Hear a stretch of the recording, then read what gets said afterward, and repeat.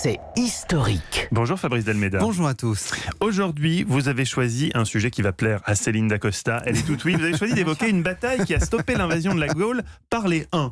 Le 20 juin 451. Pourquoi est-ce une date importante encore aujourd'hui ? La bataille des champs cataloniques, c'est déjà la plus grande de son époque, avec plusieurs centaines de milliers de combattants. Imaginez une vaste plaine entre Châlons en Champagne et Troyes. C'était jadis le territoire d'une tribu gauloise, les Catalones, d'où son nom. D'un côté, les Huns. Avec leur roi Attila, ils ont tout gagné, battu l'Empire romain d'Orient, écrasé les peuples d'Europe orientale et centrale. À leur seul nom, le monde entier tremble de peur. Des Germains combattent avec eux. En face, le général romain Aetius. Il commande ses légions et les alliés de Rome, les Visigoths, les Burgondes et surtout les Francs du roi Mérové. La veille, chacun a choisi ses positions enfin. Tard dans la journée du 20 juin, les Huns chargent au centre.